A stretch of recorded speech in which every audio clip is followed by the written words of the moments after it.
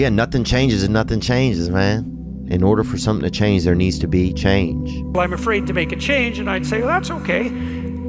That's understandable.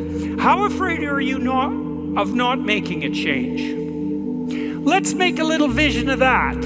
You're 35, you hate your job. What's the consequence? You're not motivated, you don't want to get out of bed in the morning, you're starting to get depressed, you're getting bitter, you're getting resentful, you're getting cynical, you're amotivated at work, you're not doing a very good job, and you're starting to shrink.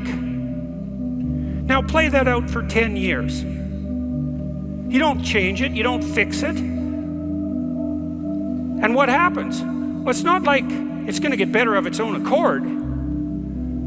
What's going to happen to you? Well, for sure, at minimum, what's going to happen to you is you're going to be in the same situation, but 10 years older. And if you can't get out of that situation now, what the hell makes you think you're going to get out of it in 10 years? No one's coming to push you.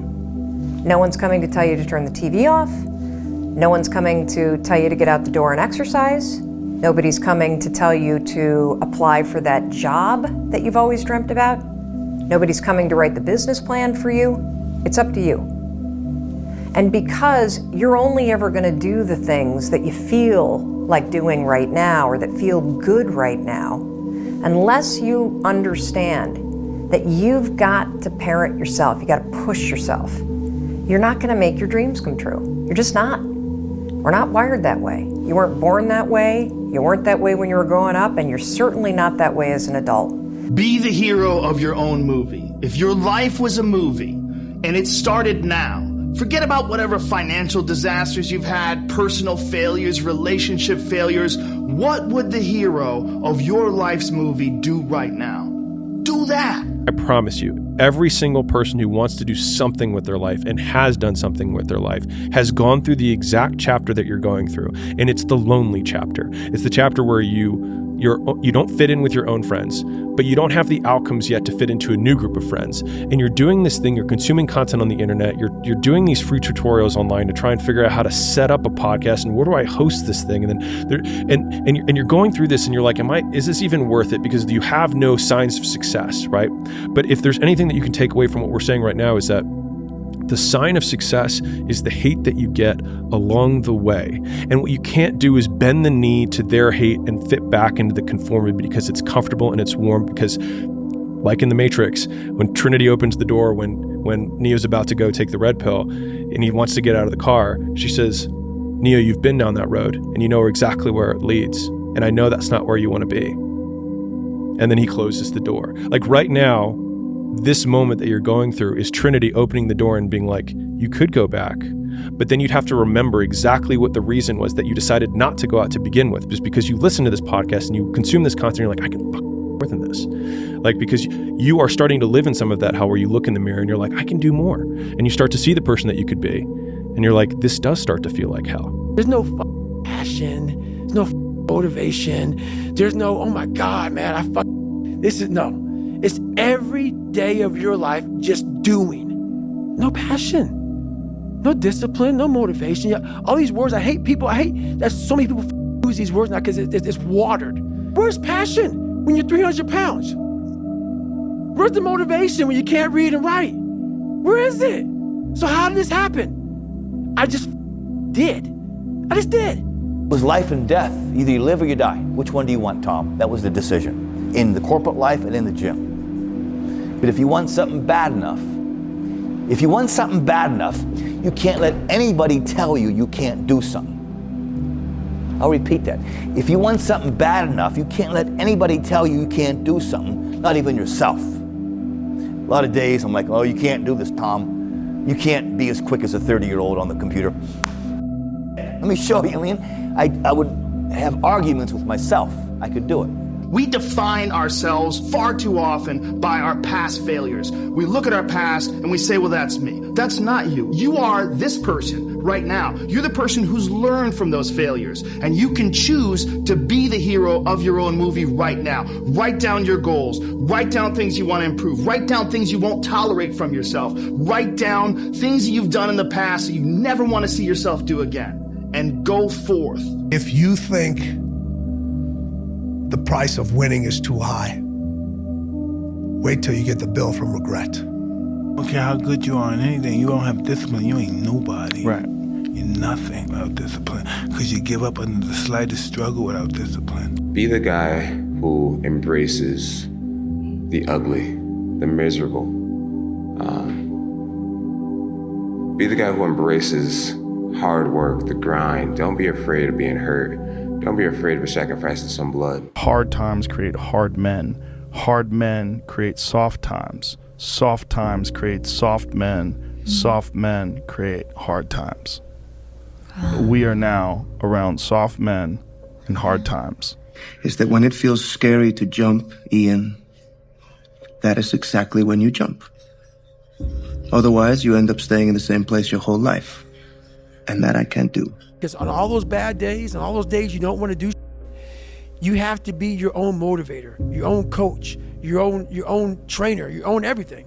So to do that, you have to come into work, and work is, whatever your work may be, ready to go. And what that means is you may have failed miserably yesterday, but you come to work like, people are like, man, you just lost everything. How the hell are you just motivated? Because this is what it takes. This is what it takes. And you got to get it from wherever you can.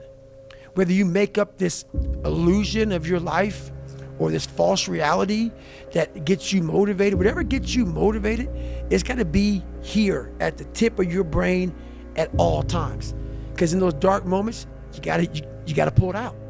So that's the big thing for me, man. I was always fired up at all times. What would have had to have happened in a week for you to look back on that week with pride?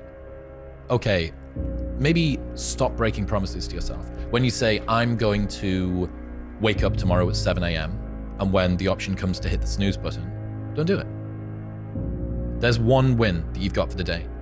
That's action. Then the next day comes and you're back playing again, and you understand that life has this cyclical nature where it's, you know, what you do on Monday, it's fantastic, but then Tuesday is a bad day. But guess what? There's Wednesday. Yeah. So are we just supposed to live our lives like this the whole time? You know, versus just staying like this and understanding that it's really just a journey of evolution every day. It's just constant improvement, constant curiosity, constantly getting better. The results don't really matter.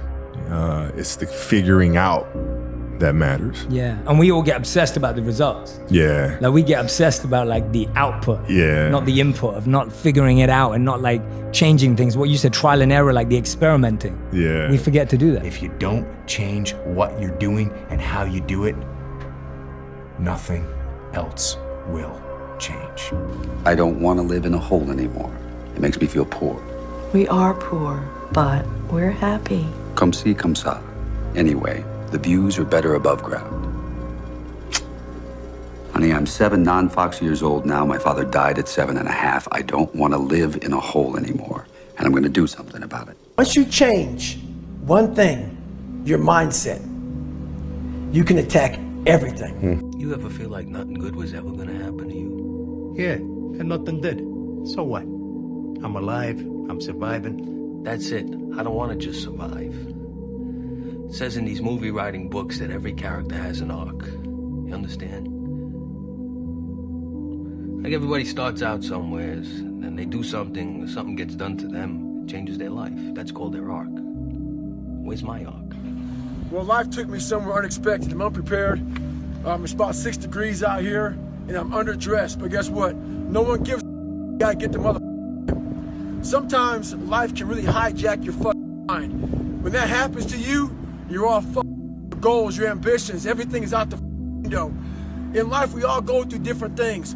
Sometimes your girlfriend or boyfriend breaks up with you. Guess what? Get the over it. They no longer want you. Maybe you failed a test in school. You worked your ass off. Guess what? You failed the test. Get over it. Move past it. Learn to not let life hijack your brain. At work, you've been working your ass off for that new promotion. You don't fuck someone else does. Maybe they kiss better ass than you do. Guess what? Get over it. Life will hijack your mind if you let it. Don't allow all these things to make you a lesser person. You must own your mind. Don't let life own yours. You can't wait for everything to be perfect to start living your life. I bet that's what I've done. My whole life has been like that. Inside of me, it has been, as soon as it's all lined up, I'm going to show you myself. As soon as I've got it all looking the way I want, I'm going to show up for you. The unfulfilled potential is the story of most people's lives. It is. It is. And it could have been the story of mine. And I tell a lot of people go, what's your biggest fear in life?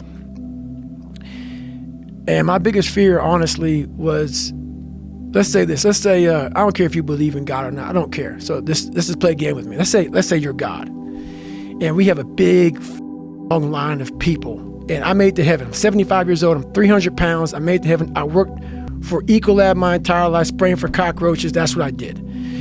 But I'm dead. I'm in heaven now. And you're judging us all now. So we're in line. We're all sitting there in line. You have Adam Brown. He has a big board up, and you're talking to Adam Brown about his life. And you rip it down, and I'm next in line, David Goggins. I see my name, and I see all the God goes, hey, you say, read this, man. And I'm reading this list, and I'm seeing 182 pounds, Navy SEAL, Ranger School, motivational speaker, changing lives. Okay, man, pull-up record, all this shit. And I'm like, that's not me, man. And God looks at me and says, that's who you were supposed to be. Nothing is permanent. Nothing is permanent. And a lot of times you have to learn to perform without motivation. You have to learn to perform without purpose. You have to learn to perform a lot of different things. And that's what people think. They think I need to have this motivation to work out, to study, to be better. So if they don't have it, they just don't do it. This is Greg from Indiana. So me and my friends went out and caught your show. Dude, you did phenomenal. I actually just wanted to call and tell you, so I was at work the other day, and I just been kind of in this like rut at work. It's not a bad job, but I just really want to get out of it. So I was catching up on some of your podcasts, and you said something that like resonated with me. You know, you said, nothing changes if nothing changes. I thought about it, and I went home and I applied for a job I'm probably not qualified for, but I was like, I'll just take a shot. And the next day I get a call from them. I have the interview. It goes well. She says she's going to set me up with in-person interview. Never even had it. They emailed me a few days later, and I got the job. So now I'm going to be doing a job that I think I will appreciate more and enjoy more, and I'll be making double the money that I'm making now. This society is too weak. And why? Because of all the technology which is available right now, so you don't need to use your body anymore. I always think about in the Stone Ages. Do you think somebody in the Stone Ages had depression? Yeah, or even a more modern variation, the Spartans. Do you think they had depression? You know, maybe you are laughing, but all of these groups, they are too busy with their body. They are too busy with activity to be depressed. Yeah, but nowadays, how does the time look? You can sit if you want from morning till evening, just in front of the screen. And nothing's gonna happen anymore. Yeah, it's crazy to sometimes think like, what can happen if we decide, I'm gonna see what happens when I decide that I am qualified. What happens when I decide for myself that I'm gonna do something different? Because I know there's so many people that have the ability and just refuse to get off that couch. Refuse to study a few more hours, refuse to go deeper, to go further. And that's where I gain the advantage. It's so easy to be great nowadays, my friend, because most people are weak. Most people don't want to go to that extra mile. Most people don't want to find that extra because it sucks. It's miserable. It's lonely. Take yourself out your comfort zone. Do not live in your bubble. Put some more air in your bubble. If you stay in your comfort zone, that's where you will fail. You will fail in your comfort zone. Success is not a comfortable procedure. It is a very uncomfortable thing to attempt. So you got to get comfortable being uncomfortable if you ever want to be successful. Fear is never reaching your potential. That's it. That always falling short, always quitting before you're done, always procrastinating, always not doing the right thing, and then one day you're an old man. Yep. And you look back and go, God, I could have been great.